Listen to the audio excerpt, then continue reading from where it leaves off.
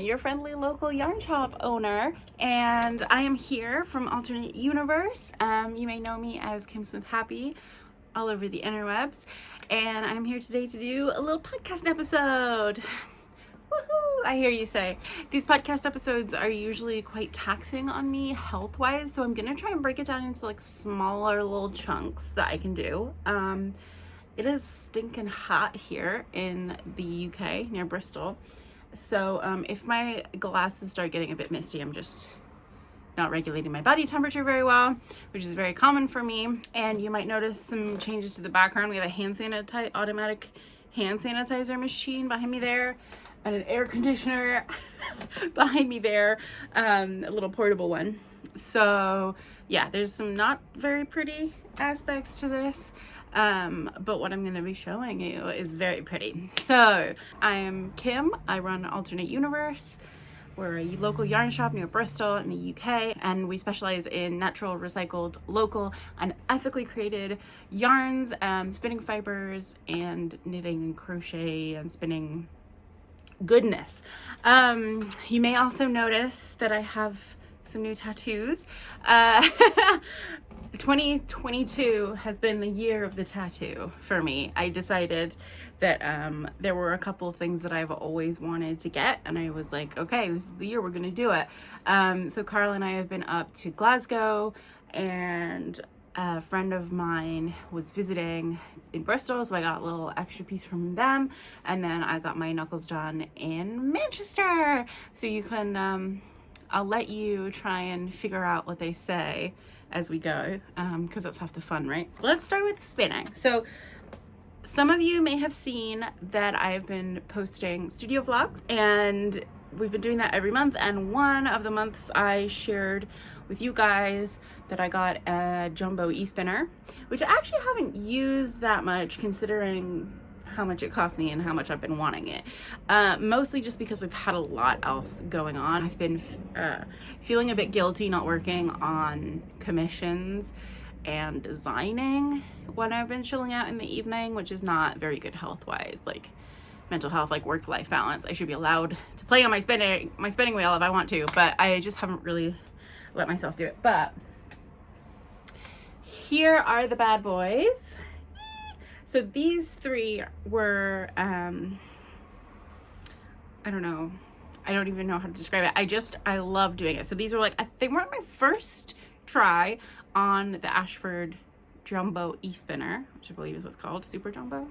It's the big one with the big bobbins and the big orifice. But, so these were some leftover John Arbon, Yarnadelic fleece bits and bobs, and I had little bits and bobs from all of the colorways, so I divided them up into 3 different sections to make 3 different like vibes. So this one is like the mauve, orange, purpley, pastel lavenders, really gorgeous. This is, it's just gorgeous. So the colors, I don't know all the colors off by heart, but I know there's some Hey Moon in here, and this orangey one is one of my favorites, in the dark purpley colors. They're actually let me see if I can swizzle you. They're all there. There's the John Arbon. So this is some of the red and pinky and orange tones, and then I did a blue purple toned one, which again is really nice. Really enjoy seeing all the different colors popping through. And then I did a little green and black one, which is quite nice as well. Please excuse the giant chalkboard. We've just closed for the day, so it's a Saturday. So we just brought that in. So yeah, so I was experimenting. I wanted to make like big chunky coils, and I did succeed doing that.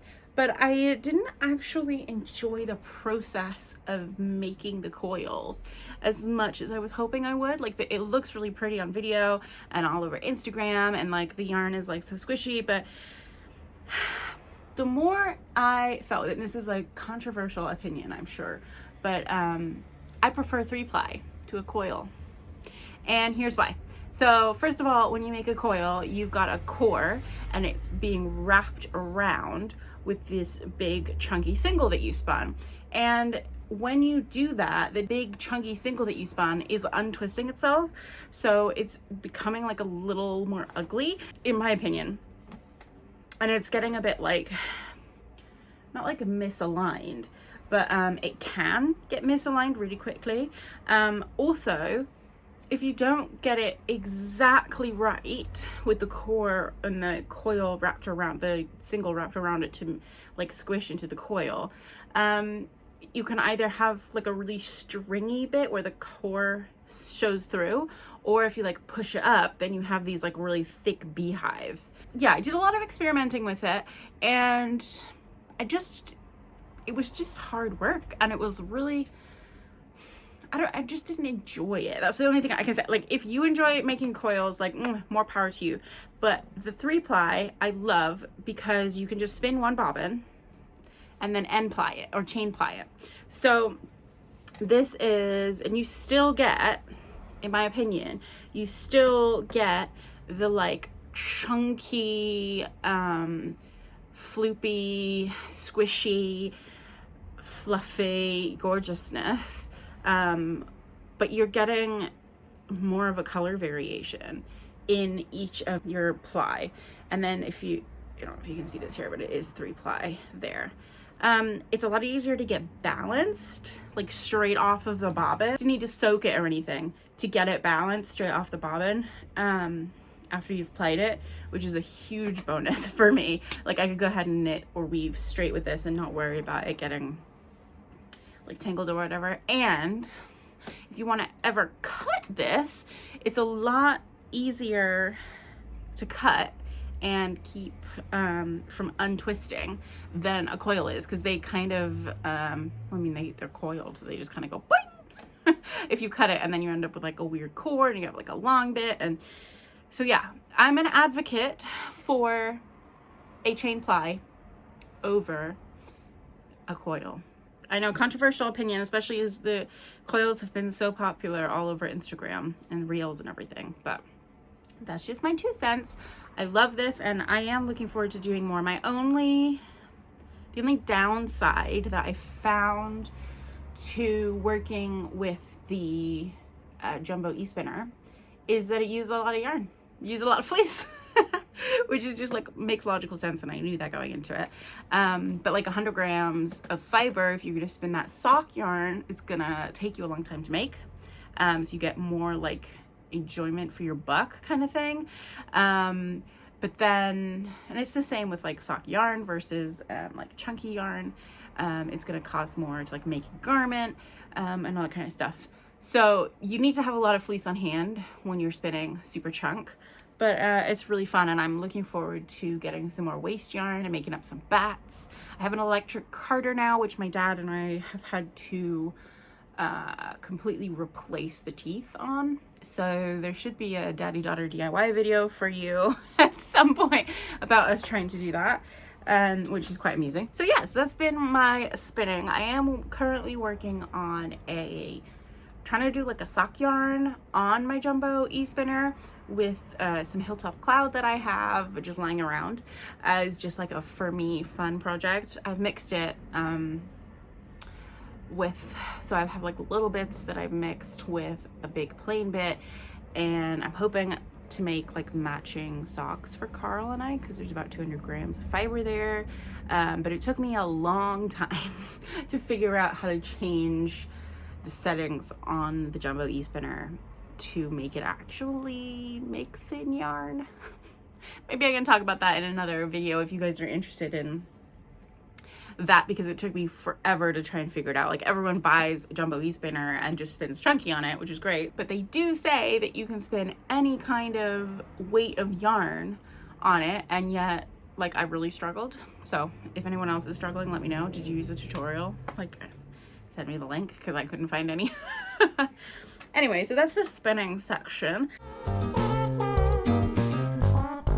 Next section is what I'm working on right now. I have a couple of things on the go. Let's actually start. So behind me, this is a pretty rainbow blanket. This is part of a gigantic awning that we are sewing together.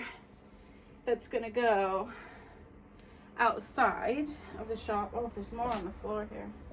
There's more, and that's one panel of 3. There's more here. So that is all getting sewn up and is going out there. It's gonna act as an awning for our activism window and also like a little carport place. So it'll provide a lot of shade during the sunnier months. It's enormous. A lot of it is blocks that have been brought in, like squares and rectangles and stuff that have been brought in by people to donate, and they're going to be able to see them up on the awning, which is really fun. So it's kind of been a community project. And then I have just been working through a bunch of scrap yarn and bits and pieces that we found along the way. Mom has done a couple of like huge granny squares, like that rainbow one that you saw, just for the awning. It's quite exciting. I think we're nearly there. Going off the back of that, because we needed more stuff, I thought, ooh, let's make a pride flag to put on the awning, because that would be cool. And I have ended up writing a pattern for it. So this is it. It's enormous. I am currently doing the I-cord bind off. One of my DPNs just fell on the floor. That's fine. So pride flag, yeah. Not just that though, it's the progressive pride flag. So it's got the trans and black brown chevron that goes into the pride flag. I'm actually holding that the wrong way around, aren't I? It should be like that. Ugh. It's very big. I'll hold it up in a second when I'm not trying to talk. But yeah, so the progressive pride flag, it's modular. It's knitted modularly using the Skeinanigans technique, or a modified version of what Skeinanigans uses in her Northeasterly and her Safe Space blanket. And I love it. And Melissa or Ellie, not quite sure which one they prefer, but I contacted them and they were like, yeah, cool, love it, I can help you, we'll like, you can blah blah blah. And I was like, yes. So we're collaborating on that, which is great. And I am so excited to get this sample finished, because there's a million things wrong with it. Because as I was designing it, I was like knitting it and then like fixing my mistakes in the written pattern, but not necessarily fixing it in the sample, because it's just gonna be up there all stretched out anyway. I have my little editing assistant is knitting a little mini sample, and then once the pattern is all written up and tested by her, I've got 2 other testers that I would like to send the pattern to and get feedback on before I actually publish it. It's my first published pattern, so I'm a little nervous about it, but I'm looking forward to it. It's a really fun design, and you can customize it as little or as much as you want, and you can make it huge or you can make it mini. I'm very excited, so more info on that. If you're interested in knitting it, let me know in the comments. It is Pride month. Well, months. I know in America, June is the huge Pride month, but all of the Pride parades, parties, festivals, they happen in July. Wow, my brain is just turning off. They usually happen in July here, like Brighton and Bristol and everything is usually in July. So I feel like I'm on track. I think I talk about it a little more in my June studio vlog, so keep your eyes open for that. But yeah, I wanted to share that with you. Let me show you. So here it is in all of its glory. It's huge, and it's not long enough. I do know this. It should come out here to about here. But I was like, there's no point in me knitting that much garter stitch for the sample. So I have used some, what I affectionately call barn yarn. This is all barn yarn, actually. This is all secondhand stuff. So, oh my god, it's so beautiful. I just want to wear it like a blanket. So as you can see, there's multiple colors of brown here. There's a mix of yellows. There's even a couple greens. Oh yeah, you can really see that in the sunlight, and blues. So I've just used whatever was available. If you don't know, if you're new here, barn yarn is what we call all of the secondhand and donated yarns that are donated to the shop by lovely people. Here's a bag full of rainbow yarn. It tends to be really acrylic and kind of the quote-unquote cheap and nasty stuff that people want to get rid of. But for people who have a low-income household, are making for charity, just can't afford nice yarn at the moment, or prefer to use cheap and cheerful stuff for art installations or teaching kids, or I mean, there's a million things to use them for. What we do is we take them and we freeze them, which gets rid of any moth eggs, and then we wind them up or reskein them if they need it, and pop them in the barn, 50p for 100 grams. So super cheap, amazing, great for all of those projects that you just need like a little something to work for. It's great as well if you're making like kids toys or doll clothes and you just need like a tiny little bit of something. You don't want to spend £5 on a ball of wool. So I dug into our barn yarn stash to make the sample with, which is great. My plan is to create another big progressive pride flag just like that one, using the pattern, real length and everything, and film tutorials as I make it. And I will probably be using that stuff there, the WYS Colour Colour Lab, which is behind the hand sanitizer there, because it's DK, lots of bright colors, and really good for popping in the washing machine, not the dryer. So yeah, so that's that big excitement. I'm really enjoying the design process and actually being able to like spend some time designing a thing. I usually come up with an idea and like get it so far and then never actually push it that final stage. So this is great. So having someone else to help keep me accountable is really, really great. Sorry I'm fiddling so much with my hair. I'm really hot. We're gonna talk next about a project that's kind of related to the previous one. It is, first of all, it's in my Skeinhead project bag, which is great. And it is a pattern by Skeinanigans. It is the Safe Space blanket.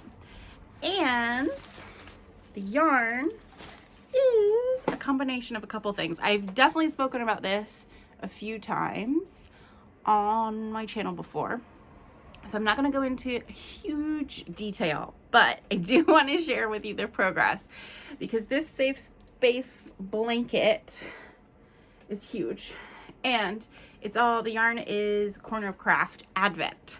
So this is my advent calendar for this year, and as you can see, the texture is gorgeous. It's a mix of the advent calendar with some West Yorkshire Spinners Exquisite silk and some Zauberball. So that's Shoppel Zauberball, which is a sock yarn, and it's a variegated sock yarn, so it adds like a little bit of depth to it. It's day 20 that I'm on right now, so I'm only 5 days to go, which I think should be perfect for this last stripe. It's enormous. It is really, really fun to work on, and I haven't gotten bored at any point working on this. It's wonderful. Maybe it's the constantly changing colors. Maybe it's the fact that it was like an advent project, or maybe it's just the beautiful modular technique from Skeinanigans. But I love it. It's so fun. Highly recommend for any and all blanket needs. I think that's it for my project, my whips. I do have a very recently cast on project, which I'll show you. This was supposed to be my project for when I was in Prague, going to visit my best friend and seeing her wedding, but with the world being in absolute chaos as it is, our whole trip got canceled. So we didn't go to Prague, which sucked, and I missed my best friend's wedding, which sucked even more. But I did get to see the ceremony on video, and it was lovely, and we've been chatting, and it's fine. And the disappointment, I'm almost over it. So this was a little swatchy swatch that I made for this. It's done holding 2 yarns. It's holding a mohair and a mohair like lace weight, like it's tiny, but it's not super fluffy, and a sock yarn here, and it's super stretchy. So the colors matched my hair perfectly when Alice came and gave me this yarn. It was my hair were these colors. It was like peachy pink and peachy orange, and I had to cast it on straight away. Since then, I've obviously been to the Coven hair salon, and I've got this like bright orange and gray going on at the moment, which is really fun. Hold on, there you are. So these are the two balls. The top one is the mohairy one, and the bottom one is the natural sock. If you don't know, Alice from Wool Matters is incredible. She is local to us. She is just in like 2 villages over. All of her yarn she sources as locally as possible, and if not like in our county, in a county nearby, and it's gorgeous. It's lovely. She natural dyes everything, uses a cold water method, so there's like virtually no like heating, no power involved in the heating and stuff like that. It just ticks all of the boxes. I must say that the natural sock is a little rustic, so it's a little on the rough side, but for socks it's great because it's gonna hold up really, really well. And then this is just very luxurious. I said to Alice actually that I was getting a bit despondent because I was looking for a mohair to stock in the shop, a fluffy mohair, because it seems to be in every pattern everywhere these days. And I couldn't find like an ethical one that I was happy with that wasn't super, super expensive. And so Alice found this cool mohair. It's not as fluffy as some of the other stuff. And I did find, let me show you, you can see in the window there, hanging up all over there, and then in the baskets over there. I did find some fluffy alpaca, which is made out of mail in Germany. So it's in the EU, and they have really good practices, and all of their nylon is biodegradable and really, really good for that. So I've got the fluffy alpaca, which I wanted to stock. Oh, that's some of it up there as well. And now Alice is working on this cool mohair base that is going to be a bit more like a silky vibe rather than a fluffy vibe, which I'm really into. Anyway, that is, as you can see, I like only just cast it on. I was like, I'm going to cast it on, then I'm going to work on the plane. And then I never got onto a plane. So that is my very, very new cast on. It is the My Little Secret Crop by Jessie May, who, as some of you may know, is one of my favorite designers. She always makes fantastic like summer tops and stuff like that for every body shape, and it's great. So that's my newest cast on. Wish me luck. Will I ever get it finished? Who knows? Let's do some finished objects. I have one finished object to show you, and then one like extra thing, which I'll show you. So, finished objects. Pair of socks. I finished these socks. They look hilarious because I haven't worn them yet. They are made out of albino. So that is the shopple ball that comes in like a ball, and it's got linen and wool in it, and it's lovely. And I've made some samples with it before, using it as a double knit. And as you can see, you can sort of see my face through it. And my t-shirt through it. So it's very stretchy and you can kind of see through it, but with the linen content, it would make perfect sock yarn. So what I did is I used it as a sock yarn. So the gauge is a lot denser, so you can't see through it at all. And it's lovely. It's so nice. I haven't been able to wear them yet because we sell the yarn in the shop. In fact, it's on the online shop. You can go check it out if you want to. ALB space LINO. Albino. It's a linen and wool mix. I probably said that already. It's from Europe, and it's gorgeous. The colors are amazing. I originally started this particular color because I was watching Handmaid's Tale, and I was like, I need me some dark red accessories in my life.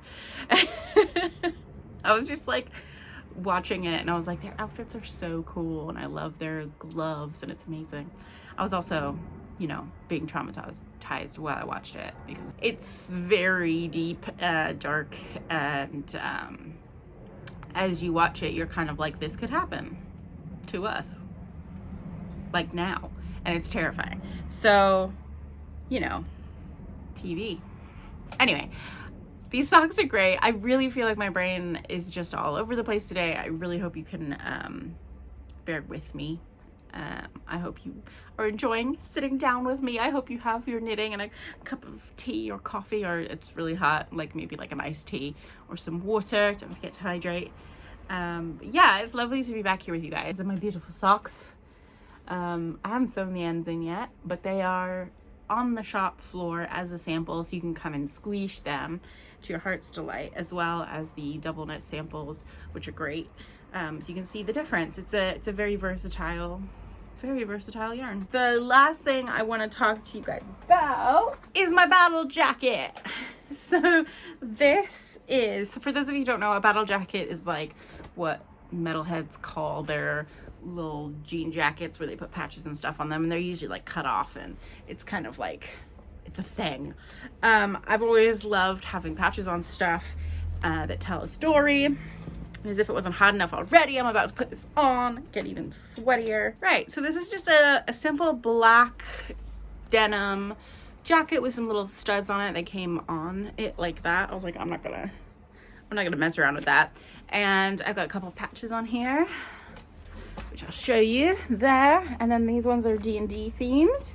So you've got like your ranger, your alchemist, your wizard. They're inspired, I think, by Critical Role, but they're just kind of generic, which is great. On this side, I've got my little handmade Black Lives Matter cross stitch one. Down here we go. I've got my Northern Soul patch, which I've had since I was like 15, and then my cross stitch Progressive Pride flag, which I made last year. And then the really exciting bit, so that patch is the Troublemaker t-shirt by Skeinhead. We had it in the window and it got really faded. Like the other side of her hair is supposed to be pink and it's just gone all white now. So I cut it out, stuck it on my jacket, and I really love it. I added some little embroidery bits here to like pin it down. And then I think the last thing on this jacket is a little Rocky Horror Picture ticket stub patch, which is fun. So yeah, so I'm a big fan, obviously, of Skeinhead, but now I have them on my battle jacket so I can be the nerdy granny punk that I am when I'm out and about. Most people, when they make battle jackets, use like band patches and stuff like that, and mine's like D&D and nerdy stuff and knitting and crochet. But I'm really pleased with it, and it's my go-to now that I've got everything sewn on properly, which is lovely. So the last thing that I want to talk about is the like get nerdy with me section, where we just talk about things that I've been watching or reading or playing Dungeons and Dragons and stuff like that. I'm slowly melting. So I'm gonna keep it short and sweet. And I'm not doing any like shop promo, like look at this yarn, come and buy it today. Mostly because I'm exhausted and I'm trying to keep this short. But also because we have been doing a lot of promo stuff on our Instagram. And I don't want to like overwhelm you or say the same thing over and over again so you guys get bored of it. But keep your eyes open for stuff on Instagram if you want to find out the new yarns. Obviously, I've spoken about a couple of yarns here today that you can probably find on our online shop, which, by the way, if you want to support us, buying something from the online shop is the best way to go. I was thinking about creating a Patreon, but I'm not sure if anyone would be interested. We could do a podcast a month, which you guys would get access to like a week early, and then maybe a little like private video chat with patrons over a certain amount. Otherwise, you could just give us like $1 a month, and that would help us keep the shop running. because I don't know about you guys, but the cost of living is going up, everything is getting more expensive, and nobody is spending their money because nobody has money. So a little subscription service might be really awesome if you want to make sure that this shop sticks around. But we're still figuring out what it would look like, how much we could, feasibly give you every month.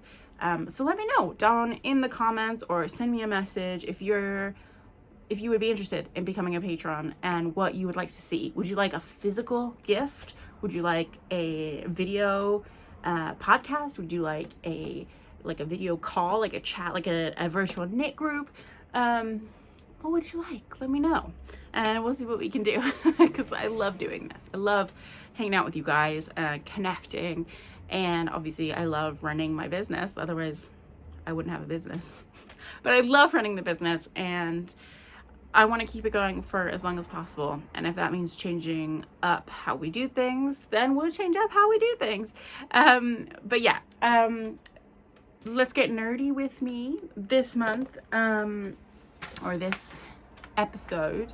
There's a couple of programs that I've watched recently that I want to talk about. So the first one was actually suggested to me by a student, so someone that came in to get some lessons, and she is not a big TV watcher, and she was like, you have to watch this, Kim. So good. So we went ahead and got an Apple Plus subscription, like just for that month, like got a free trial and stuff. And we watched Severance. So Severance is a show about a company that has figured out a way to like split your personality into like two bits. So you have your work brain and your like personal life brain. And it's brilliant because it's all about work-life balance. But if you could basically turn your brain off and let your body and your work brain go to work and do stuff, and then vice versa when you're at home, would you do it? How would it work? Like, how much would you remember? Would you remember anything? Like, who would do that? And all this kind of stuff. But it's really interesting. So it's one of those, it's not a scary film, like it's not a scary show, but the concepts in it are kind of terrifying. So that, just keep that in mind. The woman who suggested it to me found it quite scary, whereas Karl and I, who watch a lot of horror stuff, didn't find it scary. But we did find it interesting, very interesting. Karl and I both watched it, and it was one of those that I don't think Karl would have picked out on his own, but as we were watching it, he got really into it. Like really into it. So that's pretty good. Highly recommend. You do need to watch it on Apple Plus, which I know not a lot of people have a subscription for, but they do like a trial thing. So if you're gonna watch anything on Apple Plus, I would say give that a go. The other thing that I've watched recently, this is part of my quest to read and watch like classic literature and like stuff like that. I love old horror, like Frankenstein and Dracula, Jekyll and Hyde, and that kind of stuff. So this is Brave New World by Aldous Huxley. I read the book when I was a teenager, which feels like so long ago now. It's ridiculous. And I've re-listened to the audiobook recently, and it was good. It was interesting. It was there was a lot of stuff that I didn't remember from the first time around, so I'm glad that I re-listened to it. And then I was like, oh, they made a show about it recently, which I hadn't watched, so I went ahead and got the show. It's called Brave New World, and it's got the guy in it who is the brother of Khaleesi from Game of Thrones. I can never remember what his freaking name is, but he's really good. He's one of the main characters. It's got another lady in it who's really great, and you would have seen her in stuff like Black Mirror and things like that. But anyway, it's good. And if you don't know, the general premise is it's a world where everyone belongs to everyone, and the concept of monogamy is very taboo.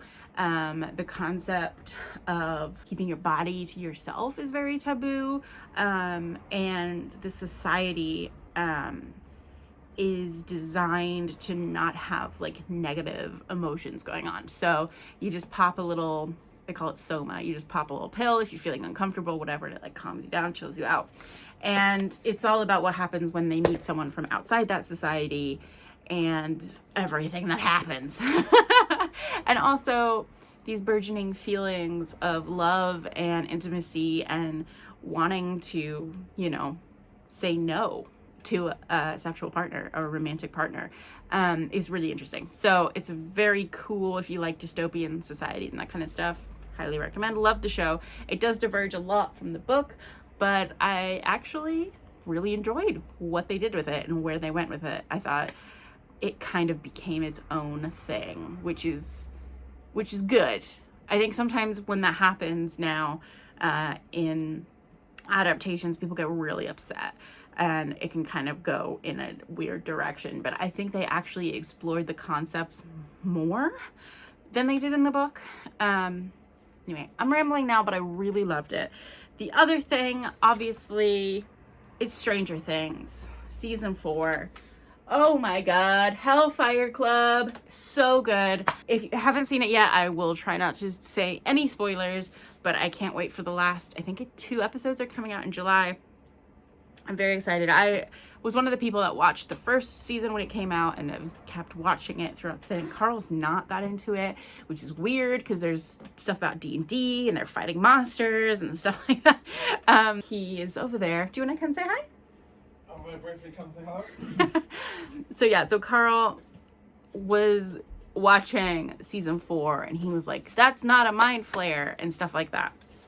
Which is quite funny. There he is. Hello. Hi. I have a weird no mustache but all beard. Oh yeah, because you hay fever. My hay fever has been really bad. Anyway, there's Karl. Hello. Get out of here. I'm filming a podcast. Well, I didn't spend time looking up the names of the people that you were talking about. Oh, did you find out? Yeah. Okay, so what's the woman's name? I can't remember. She's from, her name is Lindsay Fenderson Brown. And she is from Downton Abbey. She is from Downton Abbey. She's the youngest child. Doesn't matter.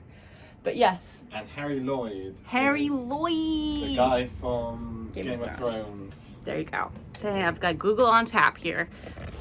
I am literally a Googler. Anyway, so what was I talking about? Stranger Things. Yeah, Karl is like he gets annoyed when like in season 4 they're playing a version of D&D that actually hadn't been released in the year that they're playing the D&D game in the show. Hopefully that made sense. It made sense in my brain.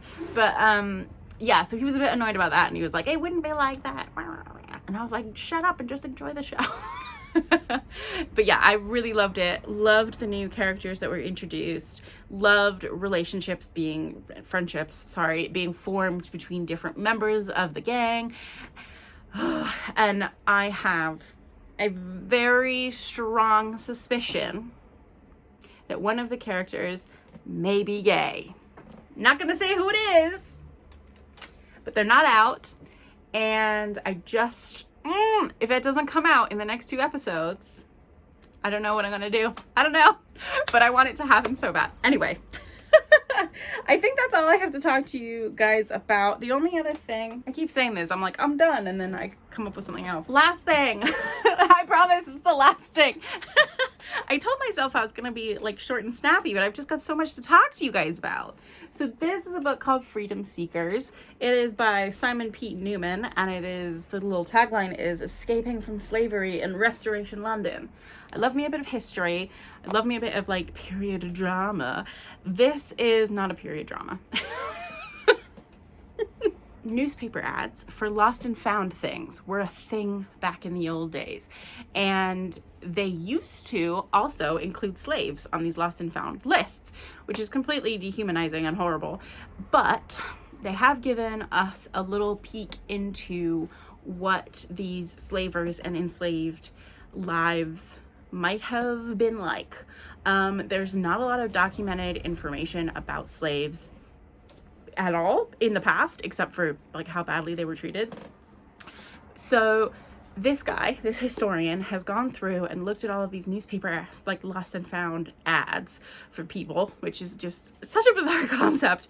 And he's gone through and he's tried to like piece together like who was their enslaver and where were they from and where did they pick up enslaved people, and or where did they create slaves from free people. And he tried to piece together like this person that's gone missing or escaped is more accurate.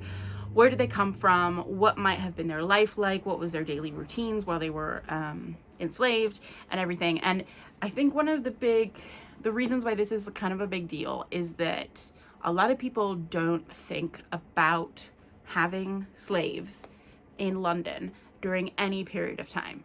We think about it in Africa, we think about it in America, we think about it in the Caribbean. Is that right? Is it the Caribbean? We think about it in all these like far away places, right? That don't affect us here in London. But actually, there were slaves here too. And the English people actually created the idea of putting out these lost and found ads for their quote unquote property. And I'm rolling my eyes because owning a person, you can't own a person. But they thought they did back then. So this is interesting because it's got historical accounts, it's got photographs, etchings, illustrations, and it's got little like tableaus of what their lives might have been like, imagined by this author, this historian, by piecing together bits of their lives that they can accurately say, like from like white people documentation, to try and give these people some kind of like life and memory and existence, which, you know, a lot of enslaved people don't have. So it's really interesting. I highly recommend it. It's called Freedom Seekers. I am not that far through it because I'm a very slow reader, but there is a podcast episode with this guy, Simon P. Newman, that you can search out, where he's talking about his book and everything in it, and he says it much more eloquently than I ever could. One of the cool things I liked about this book was the terminology they used. So they didn't use slaves and masters. They used enslaved and the enslaver, because it is an action that you are putting on someone. It is not their identity, which I was like, yes, that's cool. I like that concept. I'm going to try and work that into my vocabulary as much as I can, but I still slip up from time to time. I'm only human. But yeah, so that's a cool book that I'm reading. That's a cool jacket that I made. TV shows, projects that I'm working on, a project I finished, and I hope you enjoyed sitting down and hanging out with me while I slowly melted. I will see you in the next episode, and in the meantime, I hope you guys are doing really, really well. And I know the world is kind of burning right now, but I hope you can find little moments to sit down, stay calm, take a deep breath, relax, because you deserve it. You deserve it. I'll see you next time. Bye.